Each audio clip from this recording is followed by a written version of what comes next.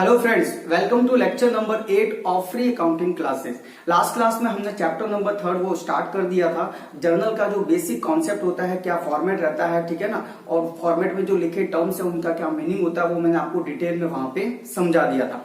आज की क्लास में हम क्या करेंगे कि जर्नल के जो एक्स्ट्रा क्वेश्चंस है, ठीक है ना, क्वेश्चंस की प्रैक्टिस करेंगे और साथ ही साथ हम क्या करेंगे कि कंबाइंड जर्नल एंट्री वाला कॉन्सेप्ट क्या बोलता है उसके बारे में आज की क्लास में देखेंगे आप। ठीक है, चलो तो स्टार्ट करते हैं। सबसे पहले हमारा जो टॉपिक है आज का वो है कंबाइंड जर्नल एंट्री, यानी कि आप जर्नल एंट्री जब दो या दो से ज्यादा जब एंट्रीज होगी तो उसको आप क्या कर सकते हो, कंबाइन करके सिर्फ एक एंट्री है वो बना सकते हो। बराबर है। अब ये कंसेप्ट क्या है, देखो अभी तक हमने जितने भी ट्रांजेक्शन्स देखे उन ट्रांजेक्शन्स में क्या हो रहा था, दो अकाउंट की इफेक्ट आ रही थी, चाहे वो कैश अकाउंट है, चाहे वो बैंक अकाउंट है, चाहे वो फर्नीचर है, परचेज है, कैश है, कुछ भी हो, बस दो अकाउंट की इफेक्ट आ रही थी। जैसे for example goods purchased in cash, goods purchased in cash, यानी गुड्स परचेज किया है कैश में, तो एक तो आपके गुड्स अकाउंट की इफेक्ट आ रही थी परचेज अकाउंट की, और एक आपकी इफेक्ट आ रही थी कैश अकाउंट की, तो दो अकाउंट की इफेक्ट आ रही थी। लेकिन ऐसा जरूरी नहीं है, कुछ ट्रांजेक्शन्स ऐसे भी हो सकते हैं जहां पे आपको दो से ज्यादा के अकाउंट है वो इफेक्ट हो जाए,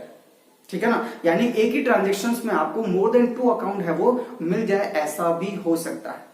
तो जब आपको एक ही ट्रांजेक्शन्स में सेम डे को एक ही दिन में एक ही ट्रांजेक्शन्स में अगर आपको क्या होता है, मोर देन 2 अकाउंट अगर इफेक्ट करते हैं तो ऐसी सिचुएशन में हम क्या कर देते हैं, उसकी कंबाइंड जर्नल एंट्री है वो पास कर सकते हैं। ठीक है ना, तो आपको क्या ध्यान में रखना है कि एक तो सेम डे होना चाहिए, सेम डे के सारे ट्रांजेक्शन्स होने चाहिए और उनमें कुछ ना कुछ सिमिलर होना चाहिए, कुछ कॉमन होना चाहिए, तो उनके लिए हम क्या कर सकते हैं, जर्नल एंट्री पास कर सकते हैं। अब मैं आपको एग्जाम्पल के थ्रू समझाऊंगा तो और अच्छे से समझ में आएगा। तो देखो एग्जाम्पल है, सिर्फ एक ही ट्रांजेक्शन मैंने लिया यहाँ पे ताकि अपने को इजी रहे समझना। देखो 1 अगस्त 2020 एक दिन है, एक ही दिन का ट्रांजेक्शन है, एक दिन सिंगल डे का, ठीक है ना, उसकी जर्नल एंट्री करेंगे आप।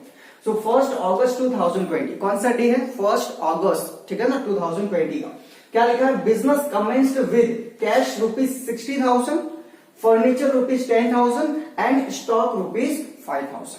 तो हमने क्या कर दिया, 1 अगस्त 2020 को बिजनेस स्टार्ट करा और बिजनेस स्टार्ट करते टाइम मैंने 3 चीजें, कैश 60,000 का, फर्नीचर 10,000 का और स्टॉक 5,000 का, वो मैंने बिजनेस में इनपुट किया है, बिजनेस में लगाया है। तो बोलो ये जो मैं बिजनेस में जो भी देता है, बिजनेस का ओनर जब भी बिजनेस में कुछ लगाता है, मैंने 3 चीजें क्या कर दी, बिजनेस को दी, तो उसको क्या बोलेगा, बिजनेस कैपिटल बोलेगा। यानी कि यहाँ पे कैपिटल अकाउंट की इफेक्ट आएगी एक तो, बराबर है, एक तो कौन सी आएगी, कैपिटल अकाउंट की इफेक्ट। पहले मैं यहाँ पे अकाउंट लिख देता हूं ताकि इजी रहे समझना, कैपिटल अकाउंट, क्योंकि ये तीनों चीजें जो बिजनेस को दी है, ओनर जब भी बिजनेस को कुछ देता है तो उसको क्या बोलते हैं, उसको कैपिटल बोलते हैं। बराबर है, चलो फिर सेकेंड थिंग यहाँ पे कैश का हो रहा है, कैश अकाउंट भी इफेक्ट कर रहा है, तो कैश अकाउंट और बिजनेस कमेंस कर रहा है, तो कमेंस के लिए कैपिटल हो गया, कैश अकाउंट 60,000 से, अब मैं अमाउंट नहीं लिखता, ठीक है ना, और फर्नीचर का अकाउंट भी इफेक्ट कर रहा है, तो ये मैंने लिखा फर्नीचर, और फिर स्टॉक का अकाउंट भी इफेक्ट कर रहा है। तो देखो यहां पे क्या हो गया कि एक ही डे में, एक दिन में क्या हो गया कि मोर देन 2 अकाउंट में वो इफेक्ट कर रहे हैं। आपके ट्रांजेक्शन्स में 2 से ज्यादा के अकाउंट, 4 अकाउंट क्या कर रहे हैं, इफेक्ट कर रहे हैं। तो ऐसी सिचुएशन में हम क्या कर सकते हैं, इसकी कंबाइंड एंट्री है वो पास कर सकते हैं। देखो कंपलसरी नहीं है, लेकिन कंबाइंड एंट्री से आपका थोड़ा टाइम सेव हो जाएगा, क्योंकि 4 एंट्री करने की बजाय आप सिर्फ एक ही एंट्री पास करोगे तो आपका टाइम सेव हो जाएगा, ठीक है ना। तो यहाँ पे कंबाइंड एंट्री वाला कॉन्सेप्ट आता है। अब देखो, अब इन सबको हम क्या कर सकते हैं, ये 4 अकाउंट है, बराबर है, इन 4 अकाउंट की हमको क्या करनी है, जर्नल एंट्री पास करनी है, बराबर है। तो देखो मैं एक एक करके आपको बताता हूं।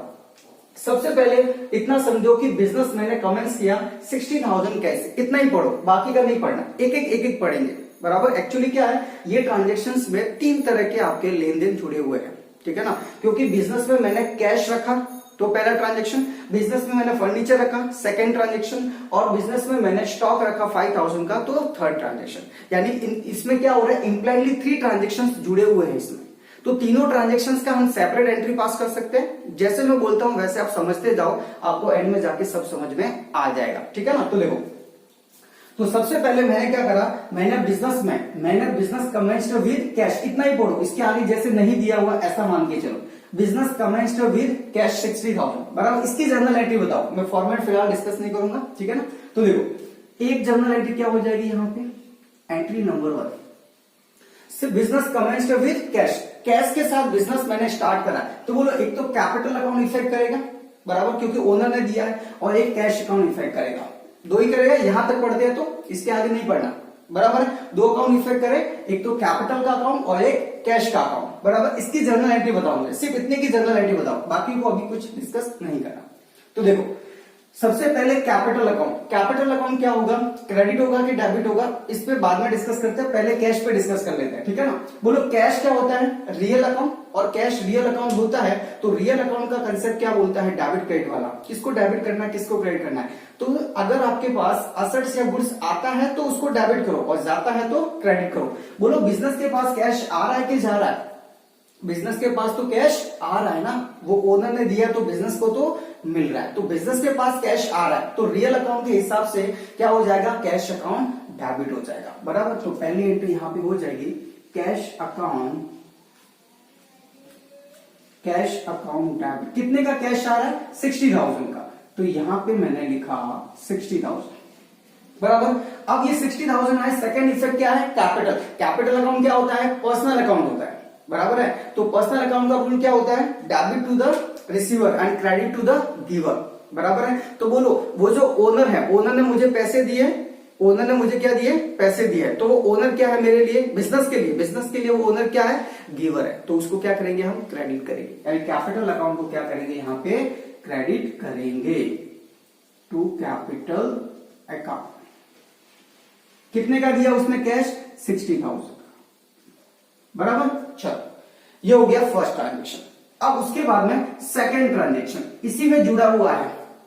अब देखो बिजनेस कमेंस्ड विद फर्नीचर, अब कैश को भूल जाओ, कैश का कर दिया ना हमने। अब सेकंड देखो, मैंने सबसे पहले बिजनेस स्टार्ट करा, तीन चीजें उसमें रखी, पहले कैश रखा उसकी एंट्री कर दी, अब मैं फर्नीचर रख रहा हूं उसकी एंट्री करूं, बराबर। तो मैंने फर्नीचर रखा बिजनेस में, बराबर, कितने का, 10,000 का। तो बोलो फर्नीचर भी रियल अकाउंट में आएगा, असेट्स होता है, तो रियल अकाउंट का फंडा आता है तो डेबिट, जाता है तो क्रेडिट। तो फर्नीचर आ रहा है ना बिजनेस में फर्नीचर आ रहा है, तो फर्नीचर अकाउंट को क्या करेंगे, डेबिट करेंगे। सो फर्नीचर अकाउंट डेबिट, कितने का फर्नीचर आ रहा है, 10,000 का, तो ये मैंने करा 10,000 डेबिट, बराबर। अब ये फर्नीचर के साथ साथ में बिजनेस कमेंस किया है, किसने दिया फर्नीचर, ओनर ने दिया है, बराबर। और ओनर क्या, कैपिटल अकाउंट को इफेक्ट करेगा, और कैपिटल अकाउंट के हिसाब से ओनर क्या है, गिवर है, तो क्या करेंगे, क्रेडिट करेंगे कैपिटल अकाउंट को, कैपिटल अकाउंट। कितने का फर्नीचर, 10,000, बराबर। अब सिमिलरली हम क्या इसके लिए एंट्री करेंगे, स्टॉक के लिए। ओनर ने क्या दिया, बिजनेस में स्टॉक दिया, तो स्टॉक अगेन रियल अकाउंट का कॉन्सेप्ट होता है, आता है तो डेबिट, तो स्टॉक तो आ रहा है ना बिजनेस में, तो एक और एंट्री हो जाएगी यहाँ पे स्टॉक अकाउंट डेबिट। कितने का स्टॉक आएगा बिजनेस में, 5,000, और क्रेडिट करना वही कैपिटल अकाउंट, बिजनेस कमेंस करा है ना, ओनर ने दिया है स्टॉक, इसीलिए 5,000, बराबर। यानी कि एक ट्रांजेक्शन जो आपको दिख रहा है और सबका डेट सेम रहेगा, ये भी मेरा 1 अगस्त को रहेगा, ठीक है, ये भी मेरा 1 अगस्त को रहेगा, और ये भी मेरा 1 अगस्त को रहेगा। इन सब का डेट क्या रहेगा, सेम, क्योंकि एक ही दिन में ये सब ट्रांजेक्शन हुए, बराबर है। तो देखो अब देखो ये आपको समझ में आ गया कि तीन एंट्री मैंने कैसे लिखी, दो अकाउंट की इफेक्ट आती है, ऐसा हमने देखा था। तो मैंने बिजनेस कमेंस करा, कैश, मैंने तीन चीजें बिजनेस में रखी, कैश रखा, फर्नीचर रखा, स्टॉक। तो पहले कैश रखा उसकी एंट्री करी, बराबर, ये वाली, फिर मैंने फर्नीचर रखा उसकी एंट्री करी, फिर मैंने स्टॉक रखा उसकी एंट्री करी, तो तीन एंट्री कर दी मैंने, बराबर है। अब देखो कंबाइन एंट्री वाला कॉन्सेप्ट क्या बोलता है, कंबाइन एंट्री वाला कॉन्सेप्ट ये बोलता है कि अगर कोई ट्रांजेक्शंस, ठीक है ना, अगर बहुत सारे ट्रांजेक्शंस अगर सेम डे को होता है, सेम डे को यानी एक ही दिन अगर मल्टीपल ट्रांजेक्शंस होते हैं और उनमें कुछ सिमिलरिटीज है, कुछ कॉमन जैसा है, बराबर, तो उनको क्या कर सकते हैं, उन सबको मर्ज करके हम एक एंट्री भी बना सकते हैं। तो क्या हुआ, एक दिन होना चाहिए, डे का होना चाहिए, सेम डे होना चाहिए, सबका सेम डे होना चाहिए। सेम डे में हुए ट्रांजेक्शंस में अगर कुछ भी कॉमन होता है तो हम सबको क्या कर सकते हैं, कंबाइन कर सकते हैं। सबको क्या कर सकते हैं, कंबाइन कर सकते हैं, और कंबाइन करके हम एक जर्नल एंट्री है वो बना सकते हैं। तो देखो कैसे कंबाइन करना है।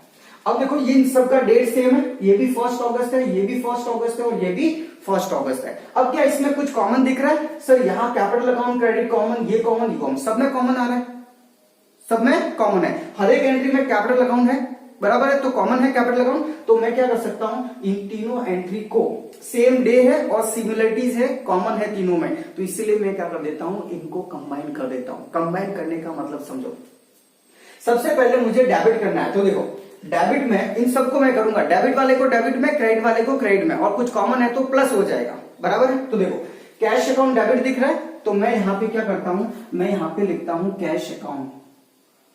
मैं यहां पे 1 अगस्त 2020 को एक एंट्री पास करूंगा कंबाइन वाली, कौन सी, देखो कैश अकाउंट डेबिट कितना, 60,000, तो ये 60,000 लिखा मैंने, बराबर। अब दूसरा देखो, अब तो सीधा क्रेडिट वाला है, तो पहले डेबिट वाले लिख देते हैं, उसके बाद में हम क्या करेंगे, क्रेडिट वाले लिखेंगे। क्या कैश अकाउंट वापस से कहीं डेबिट क्रेडिट हो रहा है? अगर कैश अकाउंट देखो यहाँ डेबिट है, अगर आगे की एंट्री में यहां तक अगर डेबिट होता है तो कैश अकाउंट में ऐड कर दो, और अगर कैश अकाउंट क्रेडिट हो रहा है तो क्या करो, माइनस करो, और कुछ भी नहीं हो रहा है तो कुछ भी नहीं करना है। तो यहाँ पे कैश अकाउंट नहीं आ रहा है। अब क्रेडिट वाले को तो बाद में लिखेंगे। डेबिट वाला अब क्या है, फर्नीचर, क्या फर्नीचर और दिख रहा है आपको, नहीं दिख रहा है, तो सीधा फर्नीचर अकाउंट लिखेंगे यहाँ पे,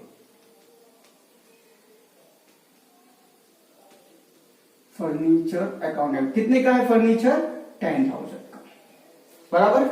अब उसके बाद में यहां का डेबिट लेंगे, डेबिट क्या है, स्टॉक अकाउंट। क्या स्टॉक अकाउंट और दिख रहा है आपको जर्नल एंट्रीज में, नहीं दिख रहा है। अगर स्टॉक अकाउंट डेबिट है और अगर डेबिट दिखता आपको किसी भी एंट्री में तो ऐड कर देते, और क्रेडिट होता तो माइनस करते, लेकिन यहाँ पे ऐसा कुछ भी स्टॉक नहीं है, तो स्टॉक अकाउंट डेबिट हो जाएगा, कितने से, 5,000 से, बराबर। अब देखो डेबिट डेबिट सब लिख दिया मैंने, अब क्या बचा, अब क्रेडिट वाला बचा। तो देखो क्या क्रेडिट में यहां पे क्या है, कैपिटल अकाउंट है, तो मैं यहां पे लिखता हूं टू कैपिटल अकाउंट।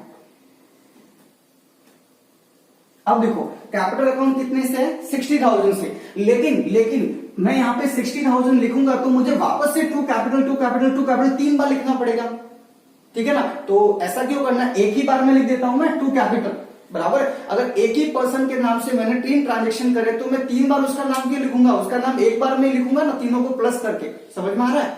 तो देखो, तो ये कैपिटल 60,000, तो 60,000। अब ये कैपिटल क्या हो रहा है, अगेन क्रेडिट, तो ये भी क्रेडिट, तो प्लस, क्रेडिट प्लस, बराबर। देखो डेबिट डेबिट होते हैं प्लस, ठीक है, और अगर डेबिट है और क्रेडिट हो रहा है तो माइनस करो, बराबर है, और क्रेडिट है तो प्लस क्रेडिट, दोनों सेम दोनों होते हैं, दोनों डेबिट जुड़ जाएंगे, दोनों क्रेडिट जुड़ जाएंगे, एक डेबिट एक क्रेडिट तो माइनस हो जाएगा, बराबर है, ऐसे ध्यान रखना है। तो यहां पे क्रेडिट और डेबिट इस तरीके से आपको देखना है, सेम होता है तो जुड़ जाएंगे, और अगर दूसरे ऑपोजिट होते हैं, एक डेबिट और एक क्रेडिट, ठीक है ना, तो फिर क्या हो जाएंगे, माइनस हो जाएंगे। तो यहां पे देखो ये कैपिटल है 60,000 का, अब ये भी तो कैपिटल है, कॉमन है, तो ये भी क्रेडिट हो रहा है, तो क्रेडिट हो रहा है तो जुड़ जाएंगे, और ये भी तो क्रेडिट हो रहा है तो ये भी क्या हो जाएगा, जुड़ जाएगा, यानी कैपिटल अकाउंट में तीनों अमाउंट प्लस हो जाएंगे आपके, कितने के, 60,000 प्लस 10,000 प्लस 5,000, कितना हो गया, 75,000। यानी टू कैपिटल अकाउंट कितने से करोगे आप, 75,000 से करोगे, बराबर। और फिर आप नरेशन लिखोगे, यहां पे आप नरेशन लिखोगे, बीइंग बिजनेस commenced, ठीक है ना, business commenced with cash, furniture and stock, बराबर है। तो इस तरीके से आप नरेशन लिखोगे। ऐसा भी लिख सकते थे, introduce cash, furniture and stock in the business, ऐसा भी लिख सकते थे, ठीक है ना, चलेगा, कोई दिक्कत नहीं, कुछ भी लिखो आप नरेशन। तो अब आपको समझ में आ गया कि यहाँ पे क्या होता था, जब मल्टीपल एंट्रीज होती है और सेम डे को होती है और उनमें कुछ कॉमन होता है तो हम क्या कर सकते हैं, सबको कंबाइन कर सकते हैं। कंडीशन ये कि सेम डे होना चाहिए और कुछ कॉमन होना चाहिए, तो आप सेम करोगे ना, वरना देखो कॉमन नहीं है तो फिर सबको बार बार लिखना पड़ेगा, तो कोई मतलब नहीं रहता। यहाँ पे आपका एंट्री देखो कितना सिंपल हो गया, अब कैपिटल काउंट 3 बार दिख रहा था, अब सिर्फ एक बार दिख रहा है आपको, क्लियर है? तो समझ में आ गया? तो ये था हमारा कंबाइंड जर्नल एंट्री। इसको क्या बोलते हैं? Combined journal entry. यानी कि शॉर्ट में समझो, जब भी आपको ट्रांजेक्शन्स में एक से दो से ज्यादा अकाउंट की अगर इफेक्ट दिखती है तो आप क्या करोगे?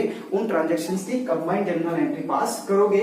ये करने से कोई फायदा नहीं है। मतलब आप करना हो तो ये भी कर सकते हो, ऑप्शन है, लेकिन क्या होगा, इसमें टाइम आपका ज्यादा लगेगा। देखो 3 एंट्री पास की और यहाँ पे सिर्फ एक ही एंट्री पास की हमने, तो टाइम का आपका सेविंग हो जाएगा यहाँ पे। ठीक है ना? चलो फटाफट इसको आप नोट डाउन करो, ठीक है ना? और फिर क्या करो, हम इसके आगे का डिस्कशन करते हैं, बराबर? चलो नोट डाउन करो। सो फ्रेंड्स, अभी हम आगे बढ़ते हैं और अभी हम करते हैं एक एग्जांपल, ठीक है ना? इस एग्जांपल की सारी जर्नल एंट्री मैं आपको बताऊंगा कि किस तरीके से अपने को जर्नल एंट्री पास करनी है।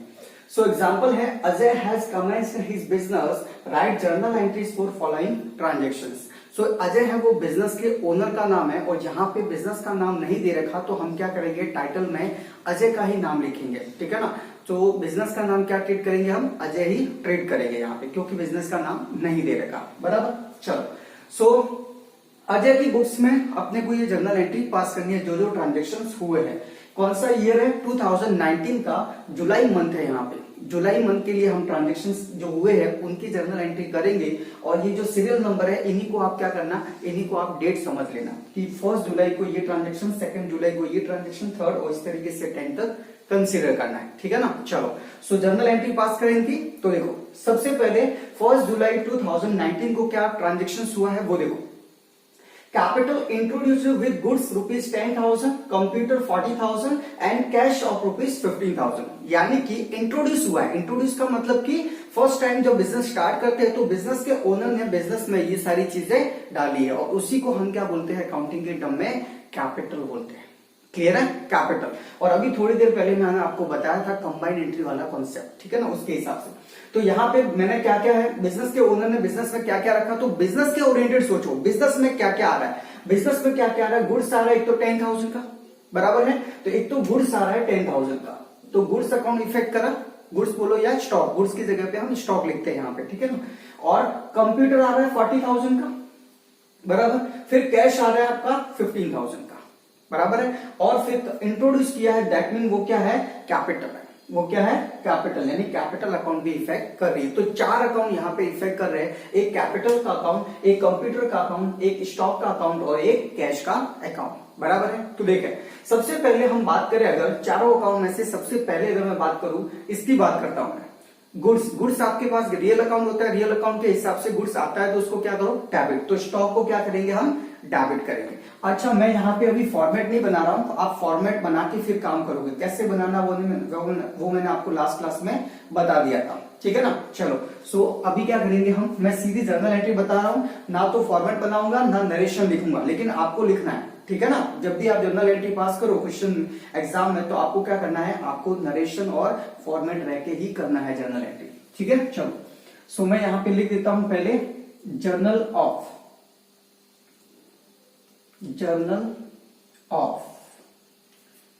अजय, ठीक है ना? ये जर्नल किसकी बुक्स में बना रहे हैं? अजय की बुक्स में। चलो, अब सबसे पहले मैं यहाँ पे 2019 जो ईयर है और उसका जो जुलाई मंथ है उसको मैं यहाँ पे कॉमन ले लेता हूं, और फिर फर्स्ट डे को जो ट्रांजेक्शन हुआ है उसके लिए मैं एंट्री करूंगा, बराबर है? तो फर्स्ट डे को मेरा ट्रांजेक्शन क्या हुआ था, ये 4 अकाउंट इफेक्ट कर रहे हैं उसमें। तो 1 जुलाई को मैं क्या एंट्री करूंगा, एक तो गुड्स मेरे पास आ रहा है तो गुड्स को डेबिट करना है। अब गुड्स नहीं करके उसकी जगह पे स्टॉक अकाउंट लिखेंगे, तो यहां पे मैं लिखता हूं stock account debit, stock account debit. कितने का स्टॉक आ रहा है आपके पास? 10,000 का आ रहा है, तो ये मैंने लिखा 10,000। फिर आपके पास कंप्यूटर असेट्स होता है, रियल अकाउंट होता है, और उसके हिसाब से कंप्यूटर आ रहा है तो कंप्यूटर को डेबिट करेंगे। तो यहां पे हम करेंगे कंप्यूटर अकाउंट डेबिट। कितने का कंप्यूटर आ रहा है? 40,000 का, तो ये मैंने लिखा 40,000। क्लियर है? और उसके बाद में कैश आपके पास 15,000 का आ रहा है, तो कैश भी तो रियल अकाउंट है, तो कैश आ रहा है तो कैश अकाउंट डेबिट, तो ये कैश अकाउंट डेबिट, ठीक है ना? सेम डे था, फर्स्ट डे को सब ट्रांजेक्शन हुआ, इसीलिए सबको मिक्स करके लिखा हूं मैं। 15,000 का कैश आया। चलो, अब क्या करें, अब 3 का तो आपने लिख दिया, अब चौथा कौन सा बचा, फोर्थ वाला कैपिटल। तो कैपिटल क्या हो रहा है, ये सारी चीजें आपको कहां से मिली, बिजनेस को कहां से मिली, बिजनेस के ओनर से, और बिजनेस के ओनर से मिलता है जो जो मिलता है उन सबको किस नाम से बोलता है, कैपिटल के नाम से लिखता है। और कैपिटल तो पर्सनल अकाउंट होता है, और वो ओनर क्या होता है, गिवर है, ओनर गिवर है। तो कैपिटल अकाउंट को क्या करेंगे, क्रेडिट करेंगे। सो टू कैपिटल अकाउंट, सबको प्लस करो तीनों को, ठीक है ना, ये तीनों कैपिटल के, तो 50 और ये 65,000 होता है। तो ये मैंने लिखा क्रेडिट में 65,000। क्लियर है, तो ये रही हमारी एंट्री नंबर 1। अब बात करते हैं सेकंड ट्रांजेक्शन। सेकंड ट्रांजेक्शन क्या हुआ है, goods purchased of ₹10,000 from Mathura traders. So Mathura traders से आपने गुड्स को परचेज करा है 10,000 का। तो बोलो गुड्स एक तो परचेज किया है तो गुड्स अकाउंट इफेक्ट करेगा, गुड्स आपके पास आ जा रहा है, ठीक है ना। अगर आपको ये समझने में दिक्कत हो रही है तो लास्ट के जो लेक्चर्स है वो अच्छे से 1 बाय 1 आप क्या करो, देखो आप। फिर मथुरा ट्रेडर्स से आपने गुड्स खरीदा है तो पर्सनल अकाउंट भी इफेक्ट कर रहा है, ठीक है ना। तो एक तो पर्सनल अकाउंट इफेक्ट कर रहा है मथुरा ट्रेडर्स, और एक आपके पास स्टॉक में, स्टॉक के बैलेंस में अप्स डाउन होगा, बराबर। तो 2 अकाउंट पता करिए, एक तो गुड्स का और एक मथुरा ट्रेडर्स का।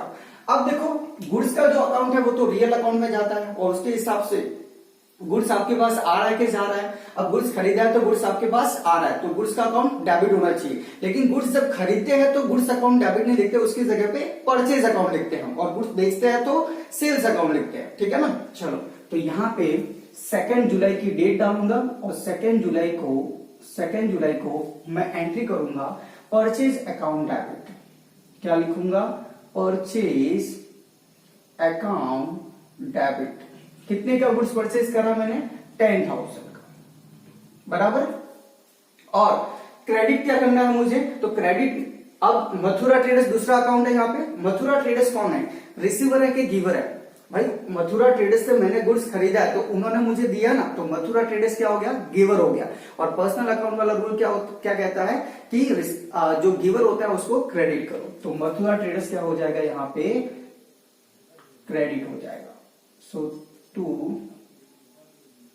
मथुरा ट्रेडर्स, कितना है मथुरा ट्रेडर्स, 10,000 का, ठीक है ना। चलो, ये हो गया सेकंड डे को जो ट्रांजेक्शन हुआ है 2 जुलाई को, उसके लिए मैंने आपको जर्नल एंट्री बता दी। अब बात करते हैं third transaction, goods sold for cash ₹18,000। तो देखो, एक तो गुड्स के बैलेंस में आपके अप डाउन हो रहा है, और एक कैश के बैलेंस में चेंज हो रहा है। तो देखो, अब सबसे पहले गुड्स आपके पास क्या होता है, गुड्स रियल अकाउंट होता है, तो गुड्स आ रहा है कि जा रहा है, तो गुड्स सेल किया है तो गुड्स तो जा रहा है, तो गुड्स के अकाउंट को क्रेडिट करेंगे। और सेल करते हैं तो गुड्स की जगह पे सेल्स लिखते हैं, तो टू सेल्स करेंगे, सेल्स अकाउंट क्रेडिट हो जाएगा। अब क्रेडिट वाले को पहले लिखते नहीं है, जनरल एंट्री में तो पहले डेबिट वाले को लिखते हैं। तो दूसरा अकाउंट लिखते हैं कैश। कैश आपके पास आ रहा है कि जा रहा है, अब गुड्स मैंने बेचा, बदले में कैश मिला, तो कैश तो आ रहा है, तो कैश अकाउंट डेबिट हो जाएगा। और गुड्स जा रहा है तो गुड्स के अकाउंट क्रेडिट, उसकी जगह पे सेल्स अकाउंट क्रेडिट होता है। तो ये है एंट्री नंबर 3। यहां पे आप लिखोगे cash account debit, cash account debit कितने का, तो 18,000 का गुड्स सेल करा है, तो 18,000, और क्रेडिट करो, क्रेडिट किसको, सेल्स को करेंगे। स्टॉक की जगह पे, गुड्स की जगह पे हम क्या करेंगे, बेचते हैं तो सेल्स, और परचेज करते हैं तो परचेज लिखते हैं, बराबर। 18,000 से एंट्री, क्लियर है।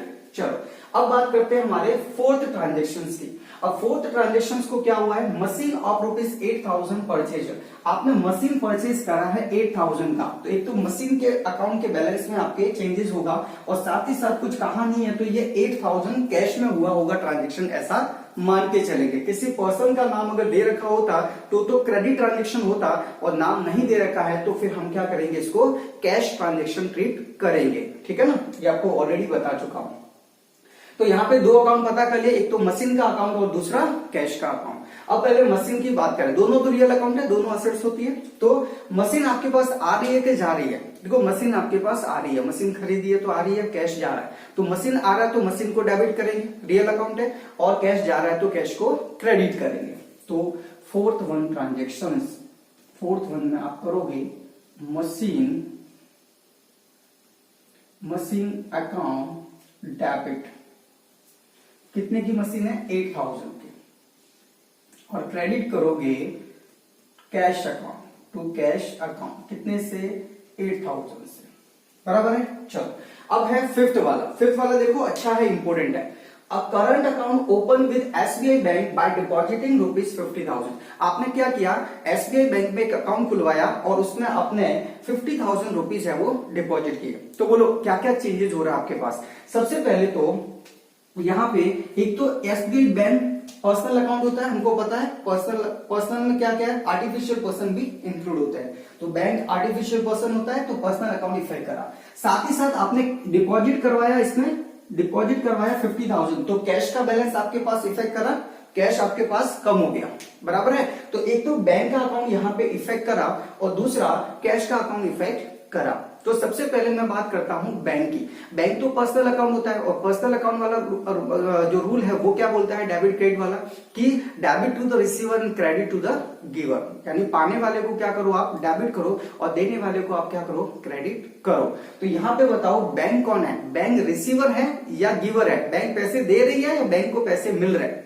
तो बैंक में मैं जमा करवाने जा रहा हूं तो बैंक को तो मिल रहे हैं ना, बैंक रिसीवर है, तो बैंक को क्या करूंगा मैं, डेबिट करूंगा। तो बैंक को डेबिट कर दू पहले।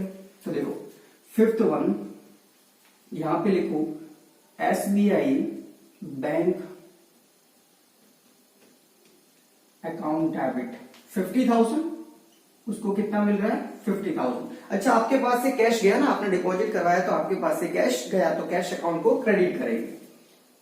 सो टू कैश अकाउंट कितना, 50,000, बराबर है। चलो अब बात करते हैं हमारे नेक्स्ट 6 पॉइंट की। 6 में क्या ट्रांजेक्शन हुआ है, cheque issue to Mathura traders. हमने क्या कर दिया, जो मथुरा ट्रेडर्स से आप देखोगे तो यहाँ पे मथुरा ट्रेडर्स से हमने गुड्स क्रेडिट पे परचेज करा था, उधार में खरीदा था 10,000 का। तो आज हमने क्या कर दिया, 6 को हमने क्या कर दिया, उनका पेमेंट कर दिया, चेक इशू करके चेक से पेमेंट किया। तो बोलो यहाँ पे क्या क्या इफेक्ट आएगी। यहाँ पे देखो एक तो पर्सनल अकाउंट इफेक्ट करा मथुरा ट्रेडर्स, और उसको हमने क्या दिया, चेक दिया, कैश नहीं दिया, चेक दिया। तो बैंक का बैलेंस जो है, बैंक का अकाउंट इफेक्ट कर रहा है, यहाँ पे चेक है वो बैंक को रिप्रेजेंट करता है, बराबर है। तो यहाँ पे चेक की जगह पे बैंक का अकाउंट इफेक्ट करा।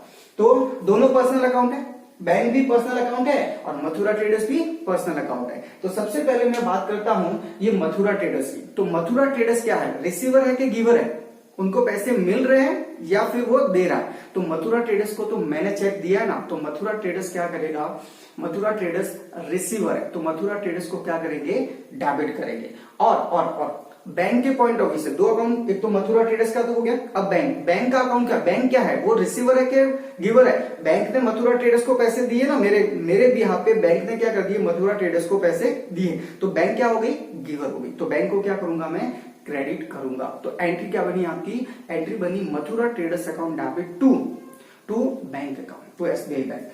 तो देखें 6 1 Mathura traders account debit to SBI bank account. SBI नहीं भी लिखोगे तो चलेगा, कोई दिक्कत नहीं है, ठीक है ना, मैंने लिख दिया। तो कितना है अमाउंट कितना होगा, मथुरा ट्रेडर्स का कितना बाकी था, 10,000, तो 10,000 लिखेंगे, बराबर। आप सिस्टमेटिकली लिखोगे फॉर्मेट बना के और विद नरेशन। चलो अब है 7 क्या है, फायर इंश्योरेंस प्रीमियम पेड ₹1,000। आपने फायर इंश्योरेंस प्रीमियम है वो पे करा। क्या होता है, कई बार गोदाम में पड़ा स्टॉक है हमारा, डेस्ट्रॉय हो जाए, आग कभी लग सकती है, कभी भी आग लग सकती है, तो इसके लिए हम क्या करते हैं, पहले इंश्योरेंस करवा के रखते हैं। तो इंश्योरेंस का हमने प्रीमियम पे करा, तो ये बिजनेस का एक्सपेंस हो गया, इंश्योरेंस प्रीमियम पे किया, तो ये क्या है, बिजनेस का खर्चा है, ठीक है ना। तो इंश्योरेंस प्रीमियम को क्या करेंगे, फायर इंश्योरेंस प्रीमियम को एक्सपेंस है, एक्सपेंस को तो डेबिट करते हैं, नॉमिनल अकाउंट का रूल। और क्या जा रहा है, कैश जा रहा है, तो कैश तो रियल अकाउंट होता है, कैश जा रही है तो कैश को क्या करेंगे, क्रेडिट करेंगे। तो एंट्री क्या बनी, fire insurance premium account debit to cash 1,000 से। तो देखे 7 नंबर, fire insurance premium account debit, ठीक है ना, मैं इधर ही लिख देता हूं, ठीक। क्रेडिट क्या करेंगे, क्रेडिट करेंगे कैश अकाउंट कैश में किया ना, कुछ नहीं कहा तो कैश में, तो कैश अकाउंट कितने का है अमाउंट, अमाउंट है 700 का, सॉरी 1000 का, ये 1000 बराबर है। तो एंट्री बनी fire insurance premium account debit to cash, insurance premium क्या हो गया, एक्सपेंस हो गया बिजनेस का, डेबिट कर दिया। चलो अब मजा आएगा, अब ध्यान से सुनना। देखो 8 पॉइंट नंबर क्या है, लाइफ इंश्योरेंस प्रीमियम पेड ₹700। तो अगेन जैसे फायर इंश्योरेंस था वैसे के वैसे हमने लाइफ इंश्योरेंस प्रीमियम पेड करा है, ठीक है ना, 700 का। तो देखो एक पेड करा है तो कैश तो 700 से इफेक्ट कर ही रहा है, कैश तो जा रहा है तो कैश को क्रेडिट करेंगे ही करेंगे। डेबिट किसको करेंगे, लाइफ इंश्योरेंस प्रीमियम को।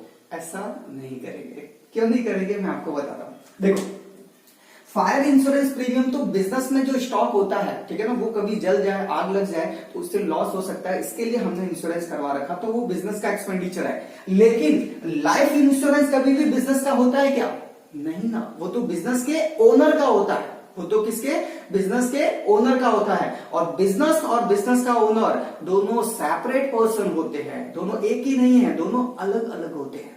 तो ये तो बिजनेस के ओनर का खर्चा है, मालिक का खर्चा है, वो उसने बिजनेस में से पैसे उठा के पेमेंट कर दिया, समझ में आया। तो ये आपका क्या हो गया, पर्सनल ट्रांजेक्शन हो गया।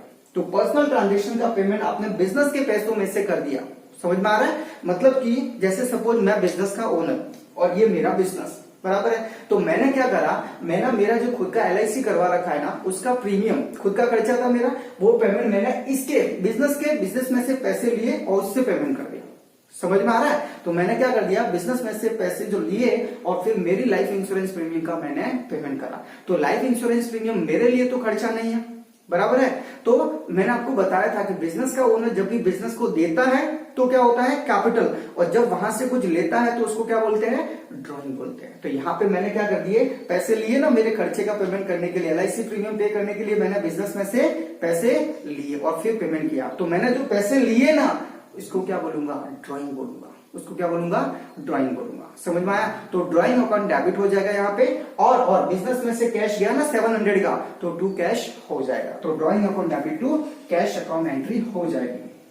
सो 8th वाला लाइफ इंश्योरेंस है, तो यहां पे एंट्री करोगे drawing account debit, drawing account debit to cash account. कुछ नहीं कहा तो कैश में कितने का है, 700, तो ये लिखा मैंने 700, बराबर। आप सबको सिस्टमेटिकली लिखोगे, आप सभी के कॉलम में लिखोगे, डेबिट वाला डेबिट के कॉलम में और क्रेडिट वाला क्रेडिट के कॉलम में लिखोगे, जैसे मैंने आपको बता रखा है, बराबर। मैं सिर्फ आपको जो मेन क्रक्स होता है, जो मेन एंट्री होती है वो लिखवा रहा हूं। चलो point number 9, rent paid of ₹6000 by cheque. आपने रेंट का पेमेंट किया है चेक से, कैश में नहीं किया, चेक से किया है, बराबर है। तो बैंक अकाउंट इफेक्ट करा, चेक जब भी आता है तो बैंक अकाउंट, यानी बैंक अकाउंट इफेक्ट करा। साथ ही साथ रेंट का पेमेंट किया है, तो रेंट क्या हो गया आपका, एक्सपेंस होता है, तो रेंट को डेबिट करेंगे क्योंकि एक्सपेंस होता है नॉमिनल अकाउंट के हिसाब से, तो रेंट अकाउंट डेबिट हो जाएगा। और 2 किससे करेंगे, किसके पेमेंट किया हमने, बैंक से, तो बैंक का अकाउंट क्या हो जाएगा, क्रेडिट हो जाएगा, क्योंकि बैंक गिवर है, बैंक ने पैसे दिए ना,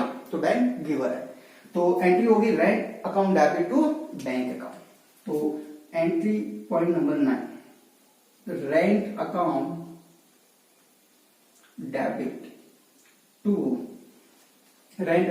टू SBI बैंक। सिर्फ बैंक लिखोगे तो भी इनफ है, चलेगा। कितने का, 6000, तो 6000 का रेंट आपने पेमेंट करा, बराबर है। चलो अब बात करते हैं हमारे एंट्री नंबर 10 की, लास्ट में एंट्री नंबर 10। ये क्या है, देखो, cash of ₹2500 withdrawn from bank. Bank में से आपने क्या करा, ये 2500 विड्रॉ करे बिजनेस के लिए, मतलब कि मैंने बैंक में पैसे जमा करवाए थे, अब मेरे को बिजनेस में पैसों की जरूरत पड़ेगी कैश की, तो मैंने क्या किया, बिजनेस में से कैश उठाया, बिजनेस के लिए उठाया, बिजनेस के बैंक के अकाउंट में से पैसे निकाले। तो बोलो यहाँ पे 2 अकाउंट इफेक्ट करेगी, एक तो कैश का अकाउंट और दूसरा बैंक का अकाउंट, बराबर। कैश का अकाउंट तो रियल अकाउंट होता है और बैंक का अकाउंट पर्सनल अकाउंट होता है। तो सबसे पहले बात करते हैं कैश की। रियल अकाउंट के हिसाब से कैश आ रहा है कि जा रहा है, बराबर। तो कैश आपके पास आएगा ना, बैंक में से पैसे निकाले तो कैश तो आपके पास आया, तो कैश अकाउंट क्या हो जाएगा, डेबिट हो जाएगा। तो आप लिखोगे 10 कैश अकाउंट डेबिट। कितना कैश आएगा आपके पास, 2500, तो ये मैंने डेबिट करा। अब क्रेडिट क्या करूं मैं, तो देखो कैश अकाउंट डेबिट हो गया। अच्छा बैंक क्या है, रिसीवर है कि गिवर है, बैंक ने मुझे पैसे दिए ना, मैंने बैंक के अकाउंट में से पैसे निकाले तो बैंक ने मुझे दिए, तो बैंक क्या है, गिवर है, गिवर के साथ तो उसको क्या करेंगे, क्रेडिट करेंगे। तो to SBI bank, to SBI bank account कितना 2500 बराबर है। चलो सो फटाफट आप क्या करो, इसको अच्छे से वापस से रिवाइज करो, ठीक है ना, अच्छे से इसको समझो, नोट डाउन करो, और फिर एक बार जो जो क्वेश्चन आपकी बुक में अगर आपके पास कोई मटेरियल है तो उसमें से करो। अगर आपको प्रैक्टिस करनी है तो मुझे बताओ, मैं आपको क्वेश्चन है वो भेजूंगा, उसमें से आपको क्या करना है, क्वेश्चन सॉल्व करके प्रैक्टिस करनी है, ठीक है ना। वरना आप क्या करोगे, इसको भी अगर अच्छे से समझ लेते हो, बिना देखे सारी एंट्री वापस से करते हो, तो आपकी प्रैक्टिस है वो हो जाएगी, वो इनफ है, ठीक है ना। चलो सो आज के लिए इतना इनफ है फ्रेंड्स, फटाफट इसको आप नोट डाउन करो, अच्छे से लिखो और समझो इसको, ठीक है ना। जल्दी मिलेंगे हम हमारे अगले लेक्चर में, ठीक है। तब तक के लिए घर पे रहो, सेफ रहो और पढ़ाई भी करते रहो, ठीक है। Tata bye bye, take care.